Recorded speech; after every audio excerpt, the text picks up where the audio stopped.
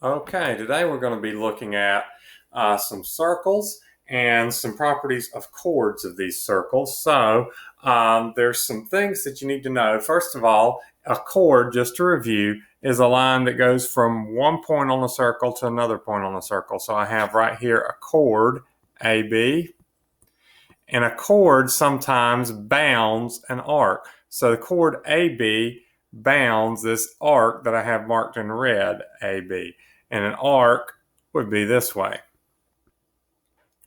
Now, one thing I want you to notice is that I have two equal chords in this. I have chord AB that is equal to chord CD. They're both equal to 5.25 in this diagram. And as you can tell, just kind of looking at this circle, when the chords are equal, it's true that the arcs are also equal. So since chord AB is equal to CD, arc AB is equal to arc CD. So what that means is if I was given the measure of arc CD as, let's say, 70 degrees, well, actually, we're going to back up off that because we actually have the measure of this arc. We can figure out the measure of this arc once again by looking at our central angle. I apologize. So the central angle here is 85. So that means this arc is 85. So if the measure in the middle is 85 degrees from the angle C, and we'll call the point in the middle OD, you can see angle COD is also equal to angle AOB. If I call the point in the middle point O for the middle of that circle. So my arcs are equal, my central angles that subtend or catch those arcs are equal, and the chords that go across those arcs are equal. So, and basically what I have is I have congruent triangles there. Those two triangles are actually equal as well because I have triangle BAOB would be equal to or congruent to triangle COD. And the way I know those triangles are equal is they would be equal by side, angle, side. I know the angles are equal by vertical angles because vertical angles across from each other are both 85. And then the sides are all radiuses, so those two sides are equal and these two sides are equal. They're actually a pair of equal isosceles triangles there. But the main thing we want to focus on is that if I know two essential angles are equal, I know the arcs are equal that we talked about the other day, and if I know the arc is equal, I know the chord that goes across the arc is equal. All of those things have to be equal.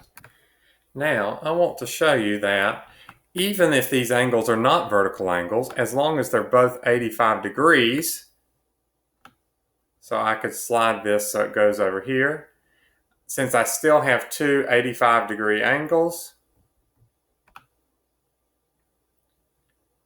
I still have arcs that are pretty much equal. I'm having a hard time getting exactly 0.25 there, but they're pretty much equal. On more than one way to skin a cat, I can make that 0.26. And I still have the angles are in the middle are equal. The chords are equal because those still form congruent triangles. And then the arcs, CD and AB, are still equal. So the angles do not have to be formed by intersecting diagonals. They don't have to be vertical angles. As long as the central angles are equal, the chords are equal, and the arcs are equal. And as long as you know one of those things is equal, you know everything else is equal. You'll have equal triangles, equal chords, equal arcs, and equal central angles. Now, I'm going to go ahead and show you another diagram to help you understand a few more things about these chords. So on this diagram, what I have chords again, and you can see chord A, B, and CD are still equal. You see the two red arcs, AB and CD, are still equal, but I also have this additional information that not only if the chords are equal and their arcs are equal, they're also equal distances from the center. So you can see I have marked here that this chord here is a distance of 2.75 from the center, and this chord here is a distance of 2.75 from the center. Now, one thing, if you're measuring a distance, you always have to measure at a right angle. It's sort of like if you had a person and you were trying to figure out how tall they were, you wouldn't measure their height by running a ruler up like that to the top of the head. You could make somebody who is actually 5 foot tall seem like they're 7 foot tall if you ran it diagonally that way. What you would actually do is you would have to, of course, instead of measuring it sideways, if you had a person who was 5 foot tall, you would have to go straight up and down at a right angle and say, okay, this person is 5 foot tall, and the angle you measure at would be straight up and down perpendicular to the floor. You'd have to run your ruler, your measuring tape, whatever that way. Same way when you're measuring the distance to the center of the circle. This segment here that measures the distance has to be perpendicular and perpendicular. So when you have a segment that connects the center to the chord and it meets at a right angle, it's measuring the distance to the center. And if the chords are the same length, the distance is going to be the same length. Now I'm going to manipulate this diagram a little bit. In this case, the chords are right across from each other. Notice as I start to lengthen the chord, the distance from the center gets smaller.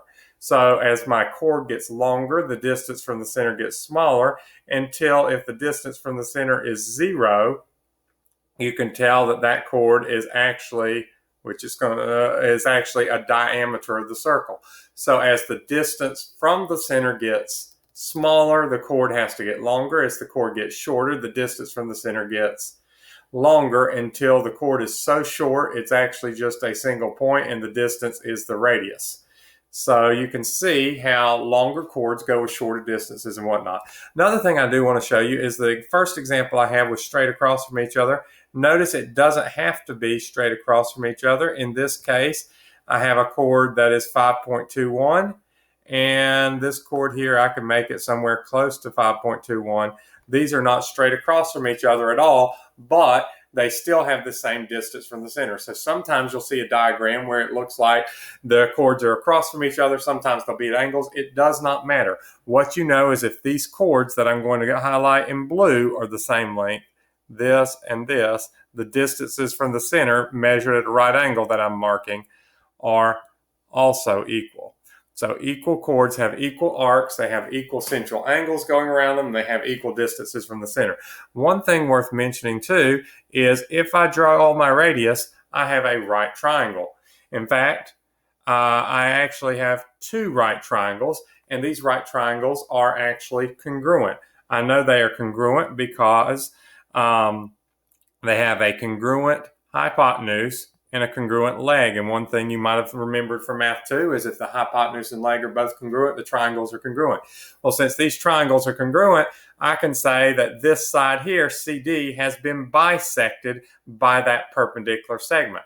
So I can say this piece of the line over here from C to, we'll call this point E, is equal to the piece from E to D. So since the whole thing, CD, is equal to 5.21, I could say halfway across from C to E would be half of that, which if I did 5.2 divided by 2, that's going to be 2.6-ish, probably technically 605 if I divided it by 2.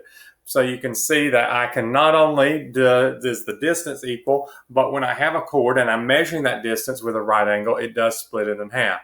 Now I do want to point out that only works if the line is at a right angle. I cannot, let me draw a circle real quick here. I cannot just take any chord and have any line going to it and say it splits it in half.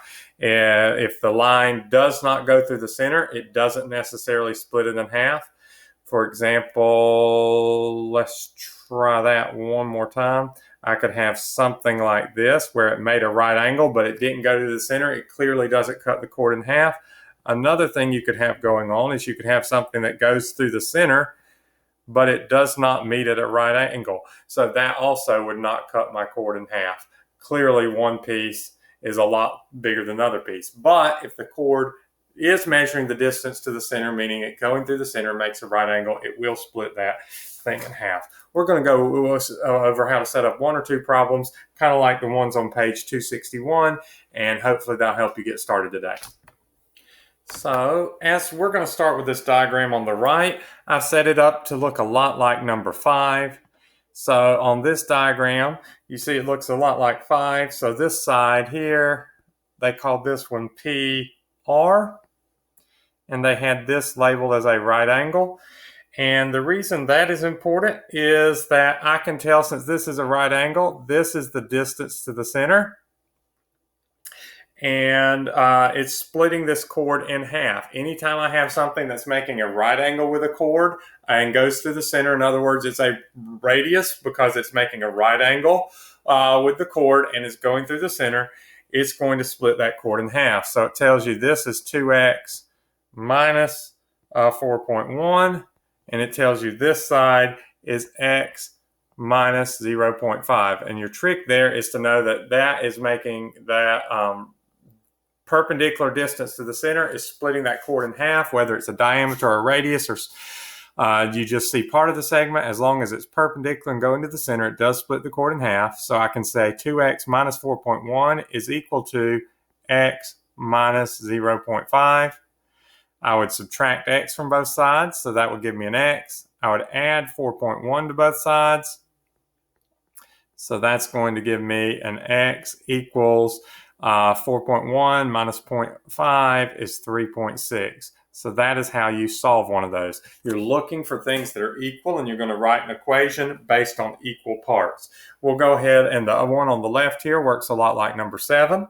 We see on 7, we have this segment on top that was AC. We also had a chord on the bottom that was FD. And you notice they have given you that this is perpendicular and the distance to the center is 3, and this is perpendicular and distance to the center is 3. So if I know if two chords have the same distance from the center, they have to be equal in length. So when it tells me that AC is 5x minus 2, and it says that DF is 3x plus 2, I'm going to set those two together. So since this chord here and this chord here have the same distance from the center, they have to be equal to each other. So I can set up 5x minus 2 equals 3x plus 2.